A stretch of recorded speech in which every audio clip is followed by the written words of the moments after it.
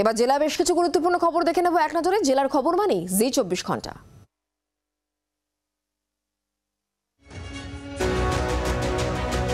আবারও ধূপগুড়ি বিজেপিতে বড় ভাঙন। বিজেপির বুথ সভাপতি টুকু সরকারের তৃণমূলে যোগদানে জোর জল্পনা।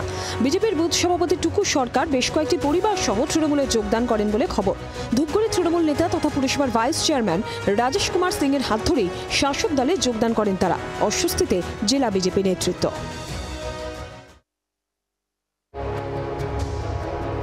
খর্দায় ডায়রিয়ার প্রকোপ। খর্দা পুরসভার 12, 13, 14, 15 এবং 19 নম্বর ওয়ার্ডে ডায়রিয়ায় আক্রান্ত 50 জন। তার মধ্যে 2 জনের অবস্থা গুরুতর বলে জানা যাচ্ছে। 32 জনকে বলরাম স্টেট জেনারেল হাসপাতালে ভর্তি করানো হয়। পরে 2 জনের অবস্থা আশঙ্কাজনক হওয়ায় তাদের বেলেঘাটা আইডি হাসপাতালে স্থানান্তরিত করা হয়েছে। পুরসভা সূত্রে খবর, কিভাবে রোগ ছড়ালো স্পষ্ট নয়, তবে জলের নমুনা পরীক্ষার জন্য পাঠানো হয়েছে। স্বাস্থ্য দপ্তরের টিম পরিস্থিতির দিকে নজর রাখছে। অবশেষে ঘুমপাড়ানি গুলিতে কাবু বুনো দাঁতাল।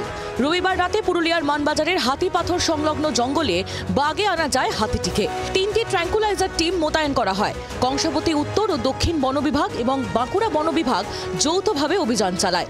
আনা হয় হুলা পার্টির সদস্যদেরও। দিনভর চেষ্টা চালানোর পর রাতের দিকে ট্র্যাঙ্কুলাইজার টিমের সদস্যদের ঘুমপাড়ানি গুলিতে কাবু হয় হাতিটি। তারপর ট্রেনে করে লরিতে চাপিয়ে অন্যত্র নিয়ে যাওয়া হয়। পুরুলিয়ার পুঞ্চা এলাকায় এই দাঁতালের আক্রমণে প্রাণ হারান এক বৃদ্ধ। আতঙ্ক ছড়িয়ে পড়েছিল এলাকায়। অবশেষে ফিরল স্বস্তি।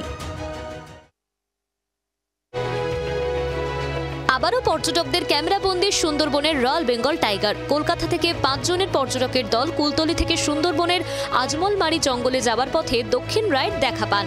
সঙ্গে সঙ্গেই এই দুর্লভ দৃশ্য ক্যামেরাবন্দি করেন তারা। রয়্যাল বেঙ্গলের দেখা পেয়ে উচ্ছ্বসিত পর্যটকেরা।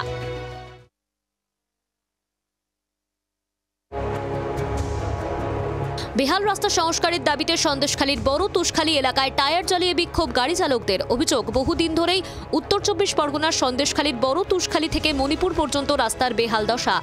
প্রশাসনকে একাধিকবার জানিয়েও কোনো সুরাহা হয়নি বলে অভিযোগ। সোমবার এলাকাবাসী ও গাড়ি চালকেরা একজোট হয়ে বড় তুষখালী এলাকায় টায়ার জ্বালিয়ে বিক্ষোভ দেখান। রাস্তার উপর বাঁশ ত্রিপল খাটিয়ে অবস্থান বিক্ষোভ করেন তারা। অবিলম্বে রাস্তা সংস্কার না হলে আরও বড় আন্দোলনের হুঁশিয়ারি দিয়েছেন। সুন্দরবন কোস্টাল থানা এলাকায় এক ব্যক্তির হাত পা কাটা অবস্থায় দেহ উদ্ধার। মৃতের নাম খোকন মণ্ডল, বয়স আনুমানিক 60 বছর, বাড়ি শম্ভুনগর মিত্রপুরে। স্থানীয়দের দাবি, রবিবার রাতেও এলাকায় তাঁকে দেখতে পাওয়া গিয়েছিল। সোমবার একটি মাঠে তাঁর হাত পা কাটা দেহ দেখতে পান স্থানীয়রা। পুলিশ দেহ উদ্ধার করে। কী কারণে মৃত্যু খতিয়ে দেখছে পুলিশ। বাংলার আওয়াজ, বাঙালির আবেগ, জি 24 ঘন্টা।